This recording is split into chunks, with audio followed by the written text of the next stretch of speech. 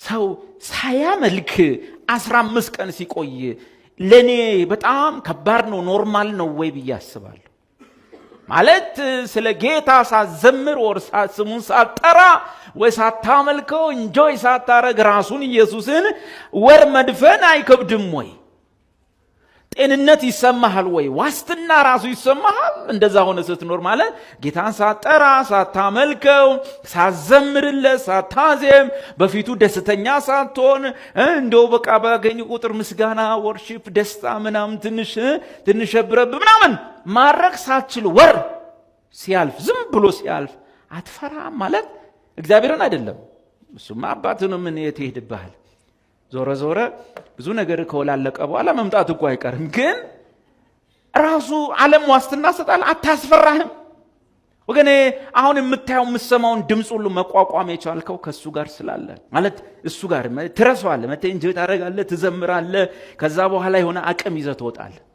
እውነት ሸት ከርሱ በራቀ የአምልኮ ህይወት ጸሎት ስል ግድ ጠዋት ከሰዓት ማታ ወይም እንደ አይሁድ 5 ጊዜ እንደ አይሁድ 7 ጊዜ የሚል አልሰጥህም። በአዲስ ኪዳን የጸሎት ፎርሙላ ስለሌለ ፎርሙላ የለው። እንዴት ልጸልይ ተንበርክኬ ነው ቆሜ ይላል አንዳንዱ። የለም በአዲስ ኪዳን እጄን ዘርግቼ ነው አጥፌ ነው ይላል። አቤት ጭቅጭቁ!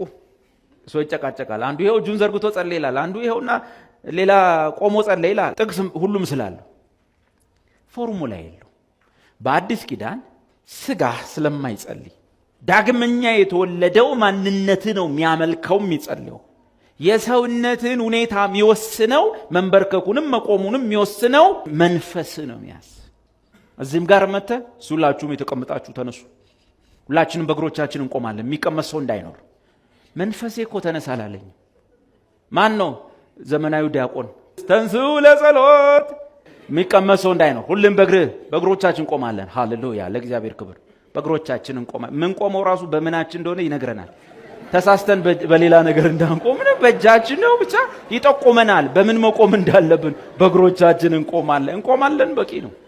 በምን እንደምንቆም ሁሉ ይነግረንና ለካ በእግር ነው የሚቆመው። እንቆማለን። አሁን ደግሞ ንቀት እስቲ አሁን ደግሞ ሸሚዛችሁ እንዲያርጉ እስቲ ሁላችሁም እስቲ እንደዚህ እስቲ አንድ ላይ መንፈሴ ካላለስ በአዲስ ኪዳን የሚያመልከው ውጨኛው ሰውነት ሳይሆን ውስጠኛው ሰው ነው። በውስጥ ያለው መንፈስ ሳታቀው እጅን አዘርግቶ ታገኛለህ። ሳታቀው አስቀምጦ፣ ሳታቀው ባፍጢም ደፍቶ፣ ሳታቀው የሆነ እንቀስ ማን ነው የሚያዝ? ውስጥ ያለው አዲሱ ሰው ነው የሚያመልከው። ሰው አይደለም ቁጭ በል ብድግ በል